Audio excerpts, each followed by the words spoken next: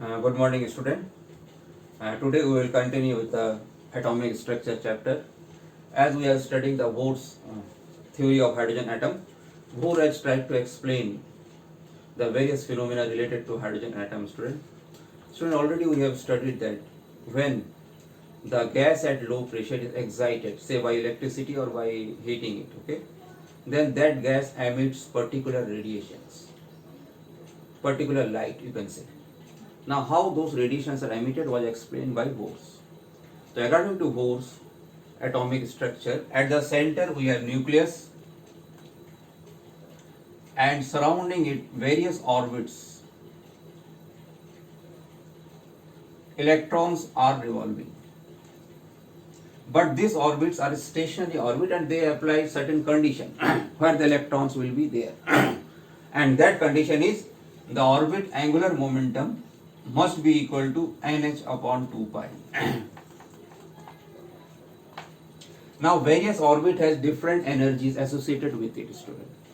And that energy we have already derived. This formula is written here. Minus in electron volt minus 13.6 Z square is the atomic number upon n. N is the number of the orbit, student. This means in the first orbit, the energy of the electron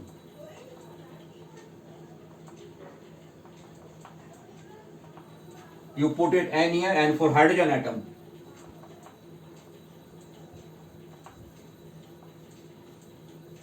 Z is equal to 1, so energy of the electron in the first orbit comes out to be minus 13.6 electron volt, and this is known as ground state.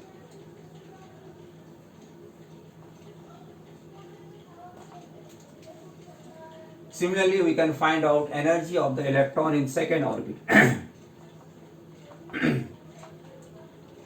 minus 13.6 upon here I have to write 2 square. So this is, student, minus 13.6 upon 4, and this comes out to be 3.4 electron. So this is the first orbit, student, n is equal to 1. This is the second orbit, n is equal to 2. This is the third orbit, n is equal to 3. So, student, energy of this orbit is minus 3.4. Energy of this orbit is minus 13.6. So, if an electron due to excitation reaches here, it will try to jump back up in the first orbit. In this jumping, it will emit a photon whose frequency is given by, Bohr has taken the help of Einstein and Planck in deriving this expression. The energy emitted, the energy of the photon will be given by the difference of the energy level of these two orbits. Now this is the difference is how much, student? Final energy minus initial energy. So this is, if we solve it, student, this comes out to be 10.2 electron volt. This is the energy of the photon emitted. Now I will write this in terms of formula, student. From here, minus 13.6. If it is hydrogen, Z is 1. This comes out to be 1 upon N1 square minus 1 upon N2.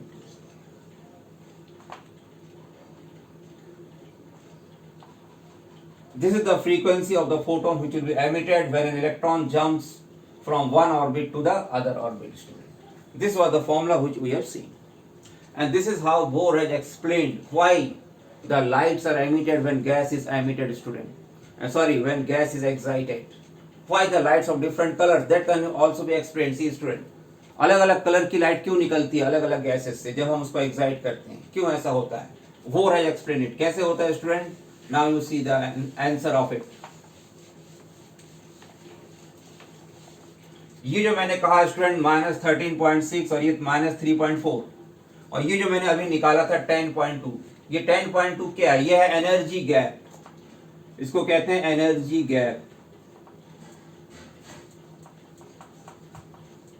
किसका energy gap? Between the various orbits, वो energy gap कहलाती है delta E.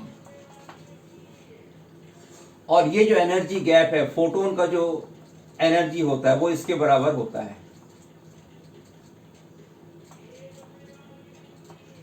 तो frequency जो photon की emit होगी वो होगी student delta E by H. तो स्टूडेंट डिफरेंट गैस, अगर हम अलग अलग गैस लेते हैं, डिफरेंट गैसेस, डिफरेंट गैस का एनर्जी गैप अलग अलग आएगा स्टूडेंट। देखो इस फॉर्मूला से, different gases delta E is different.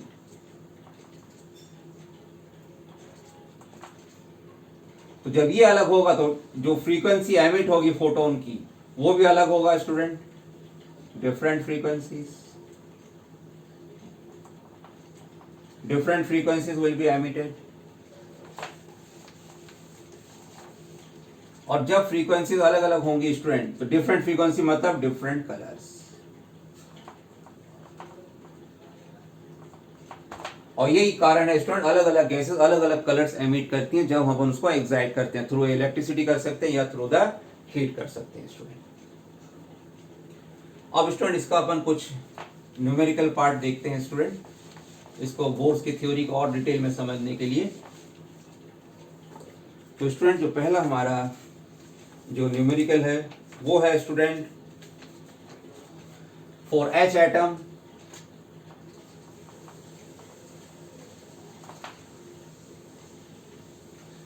जो इलेक्ट्रॉन है वो n इजिकल टू 3 से जंप कर रहा है स्टूडेंट टू लोअर स्टेट। 3 से वो जंप कर रहा है स्टूडेंट, मतलब यहां से वो जंप करेगा लोअर स्टेट्स में। अब लोअर स्टूडेंट कई हैं, ये भी लोअर है, ये भी लोअर है, तो ये वाला इलेक्ट्रॉन डायरेक्ट जंप कर सकता है, या ये इलेक्ट्रॉन पहले 2 में आके आ सकता है, फिर 2 से 1 में आ सकता है स्टूडेंट। अलग अलग तरीके से वो जंप कर सकता है। तो question student, how many frequencies of photons can be emitted? How many frequencies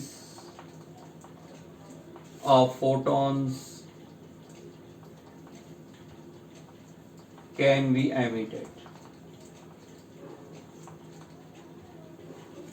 ठीक है स्टूडेंट, इसका आंसर आएगा स्टूडेंट 3 फ्रीक्वेंसी एमिट कर सकता है इस केस में। कैसे स्टूडेंट? एक बार हो सकता है वो 3 से 1 में डायरेक्ट जंप कर जाए, एक फ्रीक्वेंसी हो गया, या हो सकता है पहले 3 से 2 में करे एक फ्रीक्वेंसी, और फिर 2 से 1 में करे, 3 हो गए। तो इसका आंसर है स्टूडेंट 3 फ्रीक्वेंसीज। अब स्टूडेंट यदि मुझे निकालना है फाइंड द फ्रीक्वेंसीज, ये आंसर 3 है इसका स्टूडेंट। अब दूसरा क्वेश्चन है find the frequency of photons emitted. Find the frequencies of photons emitted। इसको स्टूडेंट अपन कौन सा फॉर्मूला अप्लाई करेंगे? ये वाला formula, h mu is equal to energy of the photon इतना होगा स्टूडेंट, और अभी मैंने फॉर्मूला आपको बताया था 13.6 1/n1 square minus 1/n2 square. तो पहले अगर स्टूडेंट मान लो वो 3 से 1 में जंप कर रहा है, ऑर्बिट नंबर 3 से 1 में, तो स्टूडेंट क्या होगा, यहाँ पे आप 1 लिखेंगे, यहाँ 3 लिखेंगे, तो वो वाली फ्रीक्वेंसी आ जाएगी। देखिए माइनस 13.6, यहाँ पे 1 स्क्वायर, वहाँ पे 3 स्क्वायर, ये है म्यू, फ्रीक्वेंसी आ जाएगा 3 से 1 में। फिर स्टूडेंट वो जंप कर सकता है 3 से 2 में, तो जब 3 से 2 में जंप करेगा स्टूडेंट, ये वाला फॉर्मूला फिर से एक फ्रीक्वेंसी आएगा स्टूडेंट इससे, minus 13.6 1/2 square minus 1/3 square. Higher वाला आगे आएगा स्टूडेंट, कम वाला यहाँ आएगा, ये आपको फॉर्मूला याद रखना है। वैसे स्टूडेंट एक और हो सकता है 2 से 1, 2 से 1 के लिए यहाँ 1 आएगा, यहाँ 2 आएगा, और ये फ्रीक्वेंसी इससे आती जाएगी स्टूडेंट। तो ये एक स्टूडेंट क्वेश्चन है फ्रीक्वेंसी से रिलेटेड, आप निकाल सकते हो। अब स्टूडेंट एक और क्वेश्चन है,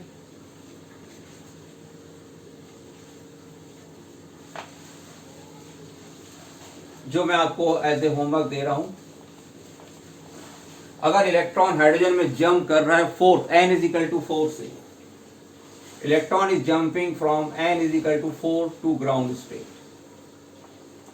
ग्राउंड नहीं मतलब लोअर स्टेट्स, तो लोअर में कई स्टेट्स आ जाएंगे स्टूडेंट। 4 to lower state. तो आपको निकालना है नंबर ऑफ फ्रीक्वेंसीज एमिटेड।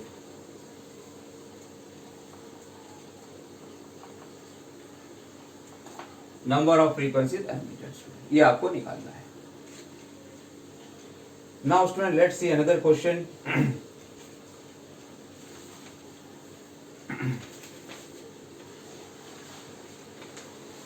अब अपन आ रहे हैं student emission spectra of hydrogen atom.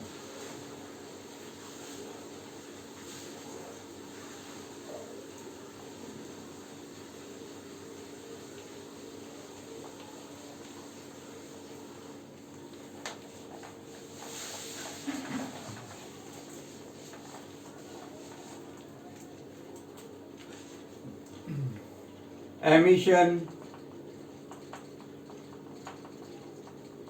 Spectra of hydrogen atom.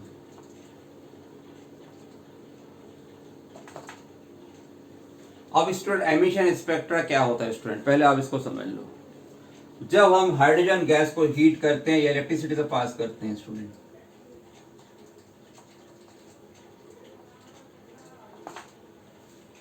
इसको अपन ने हीट किया सपोज, तो इसके जो एटम्स हैं उनमें जो इलेक्ट्रॉन्स है ये एनर्जी पाके ये जंप करते हैं हायर स्टेट में, और ये हायर स्टेट में तो रह नहीं पाते ज्यादा देर, तो वहां से ये जंप करते हैं लोअर में। तो हायर स्टेट मतलब हायर एनर्जी, वहां से जब ये लोअर में आते हैं वो जो डिफरेंस ऑफ एनर्जी है वो एमिट होता है in the form of photons, और वही स्टूडेंट कहलाता है एमिशन स्पेक्ट्रम। अब एमिशन स्पेक्ट्रम क्या होता है देखो स्टूडेंट, मैंने ये स्क्रीन बनाया,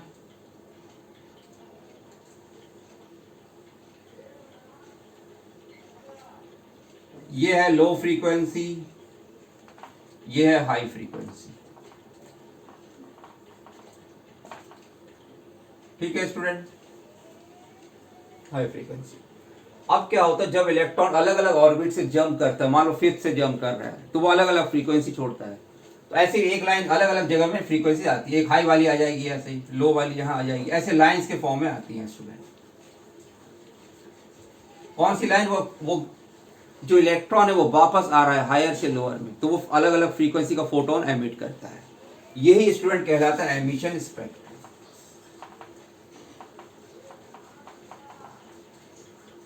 तो बहुत सारे स्टूडेंट साइंटिस्ट थे जिन्होंने पहले ही एक्सप्लेन किया था, हाइड्रोजन का स्टडी किया था डिटेल में, जिसमें एक थे स्टूडेंट लेमन, जिसको लाइमन सीरीज से अपन जानते हैं। लाइमन सीरीज स्टूडेंट कब होता है, जब इलेक्ट्रॉन जंप करता है n इजिकल टू 1 में फ्रॉम एनी हाई स्टेट, किसी भी ऊपर से n को 1 में वो जंप कर रहा है, वो जो फ्रीक्वेंसी, वो लाइमन एक साइंटिस्ट है, उन्होंने स्टडी किया था इसको स्टूडेंट, और देखा गया जो फ्रीक्वेंसी एमिट इसमें हो रही थी वो अल्ट्रा वायलेट में पाई जा रही थी। और कौन सी फ्रीक्वेंसी एमिट होगी स्टूडेंट, अभी मैंने आपको फॉर्मूला बताया था, -13.6 Z square upon n square, formula से आप निकाल सकते हो। फिर स्टूडेंट एक और साइंटिस्ट थे बाल्मर, उन्होंने स्टडी किया था जब n इजिकल टू 2 में इलेक्ट्रॉन जंप करता है फ्रॉम एनी हायर स्टेट,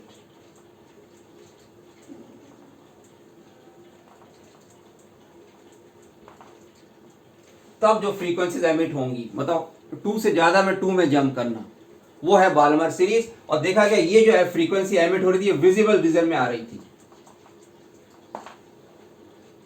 फिर स्टूडेंट इसके बाद एक और साइंटिस्ट थे पास्कल, जिन्होंने n इजिकल टू 3 पे इलेक्ट्रॉन को जंप करने का स्टडी किया था, n 3 पे हायर स्टेट से, पास्कल थे। फिर एक थे ब्रैकेट, उन्होंने n इजिकल टू 4 वाले में जंप करा के फ्रीक्वेंसी को स्टडी किया था। फिर 5 थे, एक और साइंटिस्ट थे पी फंड, वहां था n इजिकल टू 5 में जंप हो रहा था इलेक्ट्रॉन ऊपर से, और ये सारे फ्रीक्वेंसी जो एमिट हो रहे थे इस रीजन में आ रहे थे student, infrared.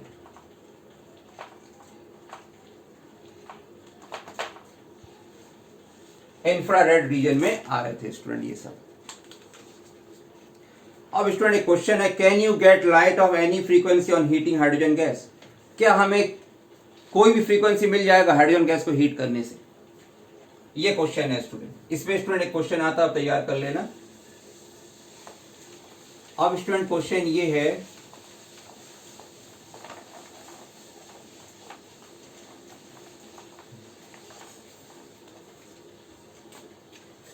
Can we gate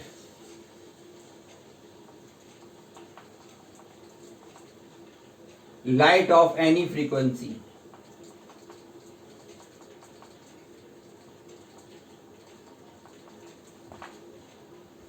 on heating H2 gas? ये स्टूडेंट हीटिंग लिखा है मैंने।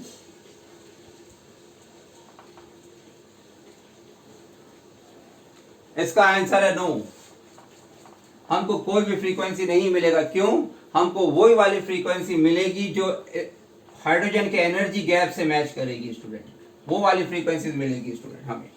ये बेसिक आपको स्टूडेंट याद रखना है। We can not get any frequency. अब स्टूडेंट एक क्वेश्चन है, फाइंड, देखो इससे और आपको कॉन्सेप्ट क्लियर होगा। Find minimum wavelength that can be emitted by hydrogen atom. Find minimum wavelength that can be emitted by hydrogen atom.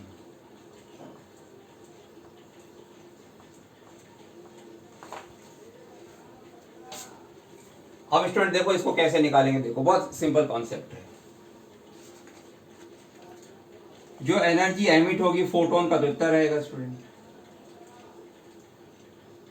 और ये किसके बराबर होगा? एनर्जी गैप के बराबर होगा। एनर्जी गैप का मीनिंग समझ रहे हो ना? फर्स्ट ऑर्बिट का एनर्जी अलग है, सेकंड ऑर्बिट का एनर्जी अलग है। तो अगर सेकंड से 1 में आ रही है तो वो जो गैप है, डिफरेंस है दोनों के ऑर्बिट के एनर्जी का, वो वाला एमिट होगा। वही मैं लिखा हूं डेल्टा ई, वो मैं लिखा हूं स्टूडेंट। अब स्टूडेंट ये फ्रीक्वेंसी है, इसको अपन लिख सकते हैं upon lambda is equal to delta E. अब स्टूडेंट लैम्डा का जो फॉर्मूला इससे आ रहा है वो आ रहा है एच सी अपॉन डेल्टा। अब ये क्वेश्चन में मिनिमम पूछा है student, this is the question is this is minimum. ये मिनिमम कब होगा स्टूडेंट? जब ये मैक्सिमम होना चाहिए। Delta E must be maximum. तो डेल्टा ई समझना मीनिंग क्या है? ये सेंटर में न्यूक्लियस है, ये इसके ऑर्बिट्स हैं, n is equal to 1, n is equal to 2, n is equal to 3। तो इलेक्ट्रॉन जितने ऊपर से गिरेगी नीचे उतना ज्यादा उसका एनर्जी होगा, डिफरेंट एनर्जी। तो ये मैक्सिमम कब आएगा स्टूडेंट? जब इन्फिनिटी से गिरेगी, फ्रॉम इन्फिनिटी, मतलब n2 का वैल्यू इन्फिनिटी है और n1 का वैल्यू 1 है। ये मैक्सिमम एनर्जी एमिट होगा स्टूडेंट। अभी अपन ने इसका फॉर्मूला देखा था कैसे निकालते हैं। ये फॉर्मूला है student, -13.6 1 upon n1 square minus 1 upon n2 square. तो ये -13.6, ये फर्स्ट ऑर्बिट में इलेक्ट्रॉन को जंप करवाना है। कहां से? इन्फिनिटी से। तो स्टूडेंट इसको सॉल्व करने से आ रहा है -13.6। इसका मतलब स्टूडेंट लैम्डा मिनिमम का वैल्यू कितना आ रहा है? S C upon 13.6। ये है स्टूडेंट लैम्डा मिनिमम जो हाइड्रोजन एमिट कर सकता है, इससे कम एमिट नहीं कर पाएगा स्टूडेंट। ये वैल्यू आपको याद रखना है स्टूडेंट। अब स्टूडेंट इसमें एक और बात,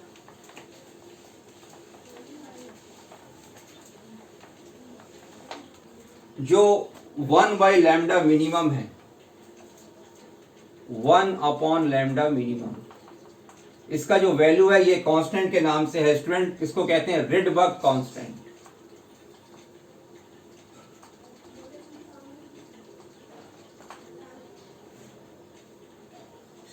one by lambda minimum is equal to Rydberg constant.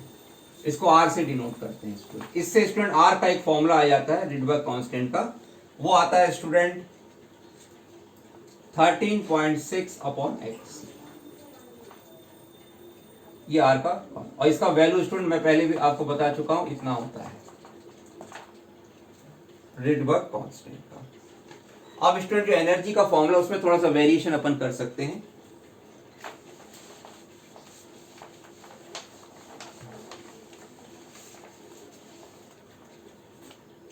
जो टोटल एनर्जी का फॉर्मूला वो ये है स्टूडेंट, -13.6 Z² अपॉन m²।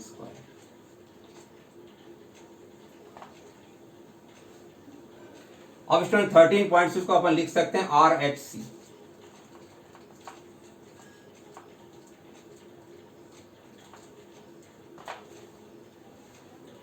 ये स्टूडेंट एक एनर्जी का एक नया फॉर्मूला है स्टूडेंट, इससे आप एनर्जी आराम से निकाल सकते हैं। अब स्टूडेंट अपन एक दूसरा चीज पढ़ेंगे हाइड्रोजन का, एब्जॉर्प्शन। ये एमिशन मैंने पढ़ा दिया इलेक्ट्रॉन जो एनर्जी जो एमिट होगी। अब स्टूडेंट हम पढ़ेंगे absorption spectrum.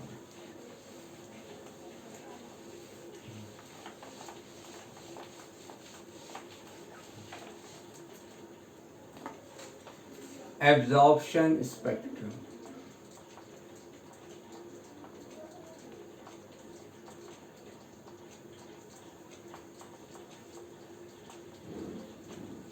of hydrogen atom।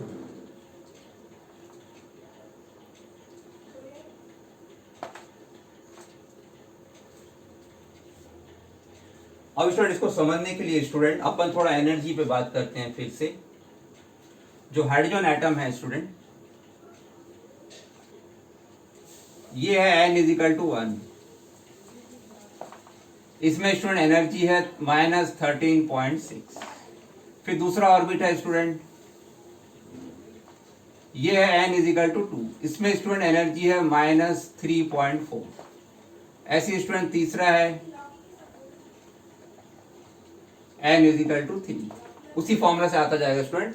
इसमें जो एनर्जी है स्टूडेंट थर्ड वाले में, वो है स्टूडेंट -1.5। वैसे स्टूडेंट n = 4 है।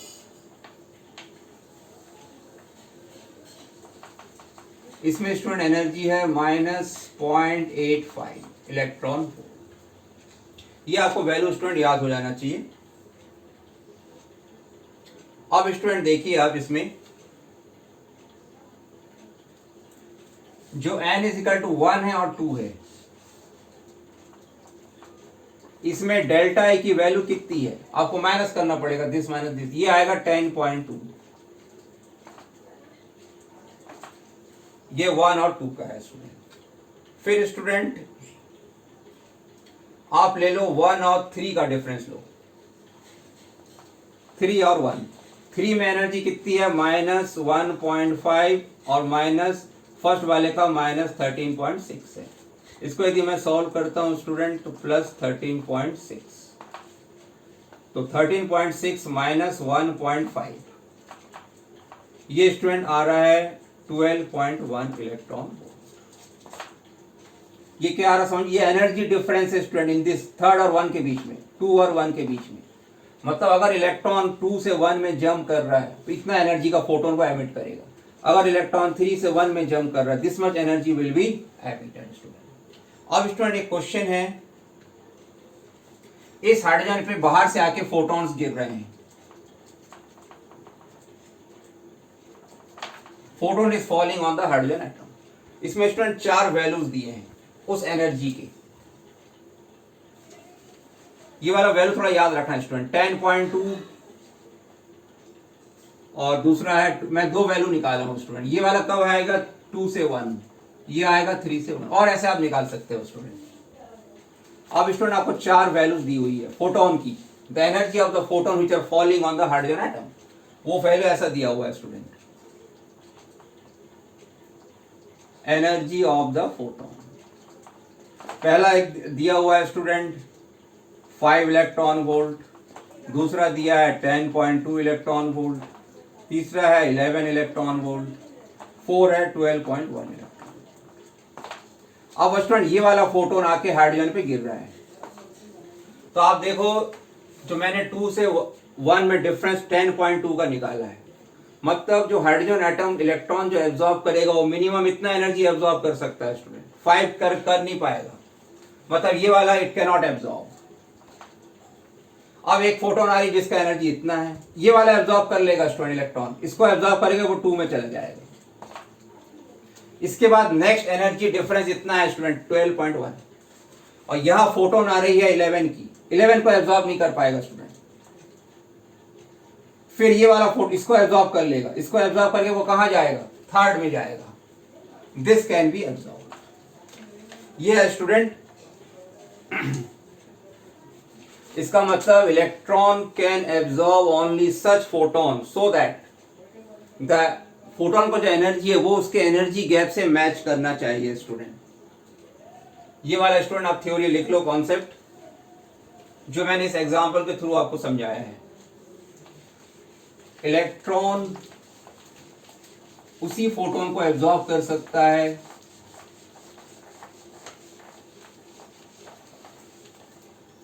जो उसके एनर्जी गैप से मैच करे। फॉर अब इसको आप वर्ड्स में लिखो student, electron in orbit, electron in orbit can absorb only such photons, only such photons so that the energy of photon h mu, ये mu है student, is equal to delta E, और delta ई क्या है student, ये energy gap है। किसके बीच का energy gap है student, between the existing state of electron, between the existing state of electron and any other higher states, and any other higher state। अब student आपको समझ में आ गया होगा व्हाट इज एब्जॉर्प्शन स्पेक्ट्रम। अब क्या होगा देखो, ये हाइड्रोजन गैस है, हमने यहां से लाइट भेजा ऑफ ऑल फ्रीक्वेंसीज,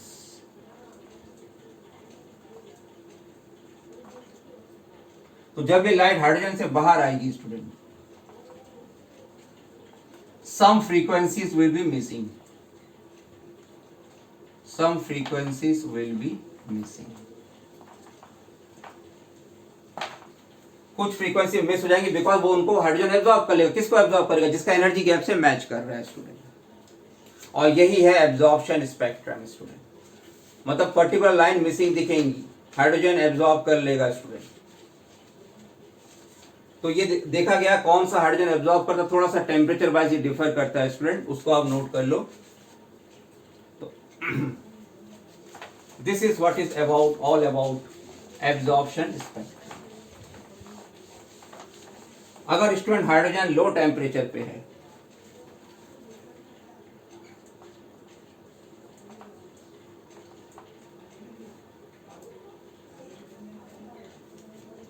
मतलब जब इलेक्ट्रॉन 1 में रहता है जनरली, ओके, तब देखा गया स्टूडेंट हायर स्टेट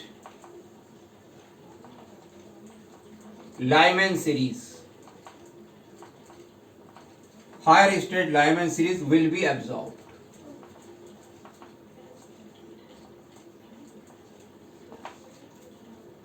तो मतलब लाइमैन सीरीज मिसिंग रहेगी लो टेम्परेचर में, वो एब्जॉर्ब कर लेगा।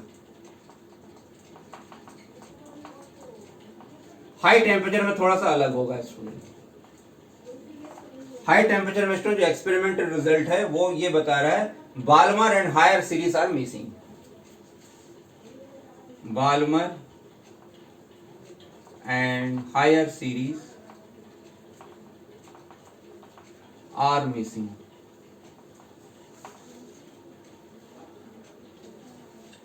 ये है स्टूडेंट, ठीक है।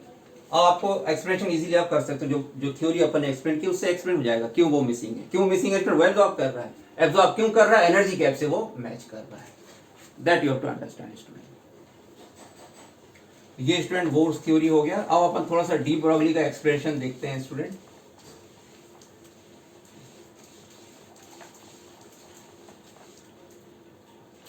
De Broglie's explanation of bourse second postulate.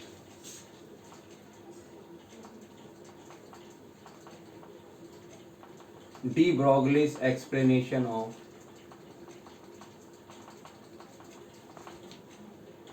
Bohr's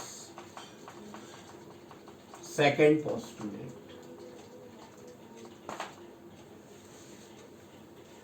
bore का सेकेंड पोस्टुलेट क्या था स्टूडेंट? वो ये था।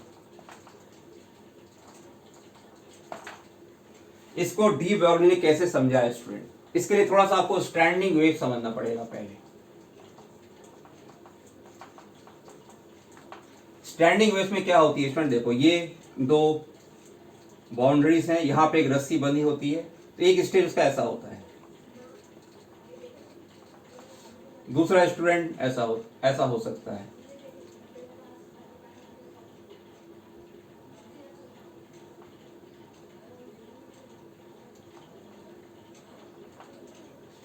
तीसरा स्टेज ऐसा हो सकता है स्टूडेंट।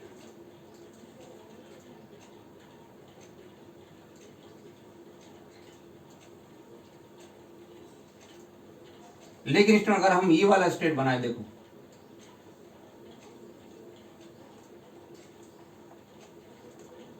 ये स्टूडेंट पॉसिबल नहीं है, नॉट पॉसिबल, क्योंकि यहां पे कंस्ट्रेंट है स्टूडेंट। कंस्ट्रेंट है एंड में नोड्स होना ही चाहिए, at the end it should be node is there. अब स्टूडेंट इसमें एक रिलेशन अपन ने पढ़ा है student, if you remember it, यहां पे जो लैम्डा आएगा वो आएगा 12 के बराबर, इसमें स्टूडेंट लैम्डा आएगा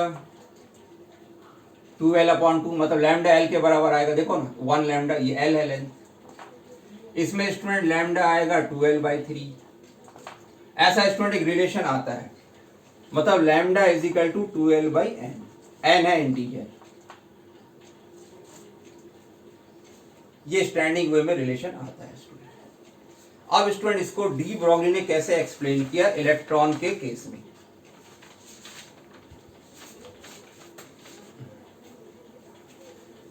डी ब्रॉगली ने ये कहा जब इलेक्ट्रॉन घूम रहा है, ये न्यूक्लियस है, जब एक इलेक्ट्रॉन घूम रहा है तो वहां पे वेव्स पैटर्न्स घूम रही हैं स्टूडेंट। तो इलेक्ट्रॉन जो घूम रहा है वहां भी, क्योंकि इलेक्ट्रॉन घूम रहा है, स्टेशनरी वेव्स तैयार हो रही हैं स्टूडेंट।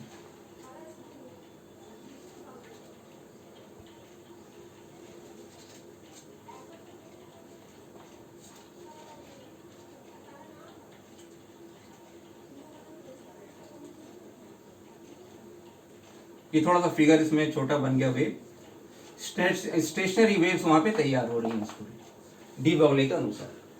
अब स्टूडेंट उन्होंने ये समझाया कि जब वह स्टेशनरी वेव्स तैयार हो रही हैं और दे आर अंडर कांस्टेंट, जो लेंथ, जो ऑर्बिट का जो लेंथ है स्टूडेंट वो है 2πr, किसी भी ऑर्बिट में रेडियस की length, this must be equal to n lambda.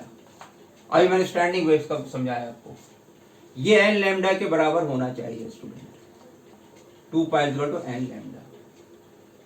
अब जो थ्योरी है उसमें जो मोमेंटम होता है इलेक्ट्रॉन का, उसका फॉर्मूला है स्टूडेंट h/लैम्डा। तो जो लैम्डा है वो होता है h/मोमेंटम, तो ये आ जाता है h/mv स्टूडेंट। अब स्टूडेंट को यहां पे आप रखो 2πr equal to n lambda, n h/mv। अब स्टूडेंट आप इसको सॉल्व करके देखो, mvr is equal to nh/2π। देखो स्टूडेंट बोर्स का कंडीशन आ गया डी ब्रॉगली के कॉन्सेप्ट से।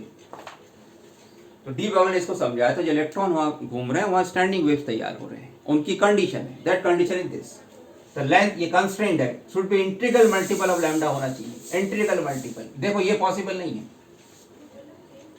इस तरह से स्टूडेंट बोर्स ने डी ब्रॉगली ने बोर के कॉन्सेप्ट को सही साबित किया।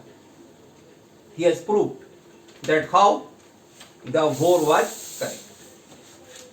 ऐसे स्टूडेंट बहुत सारी चीजें थी जो वोर समझा नहीं पाए, और वोर ही एक ऐसे साइंटिस्ट थे, बहुत ईमानदार थे, उन्होंने अपने आप को एक्सेप्ट किया बाद में कि उनकी कुछ चीजें ऐसी थी जो वो समझा नहीं पाए। तो ये था उसका लिमिटेशन स्टूडेंट, वो अपन थोड़ा सा और देख लेते हैं। Limitation of verse model. Limitation verse model. पहला स्टूडेंट, ये एप्लीकेबल था only for hydrogen like atom. उनका जो थ्योरी था, it is applicable only for hydrogen like atom.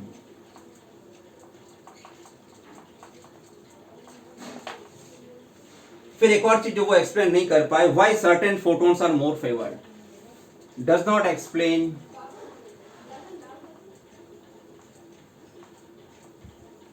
why certain photons are more favored।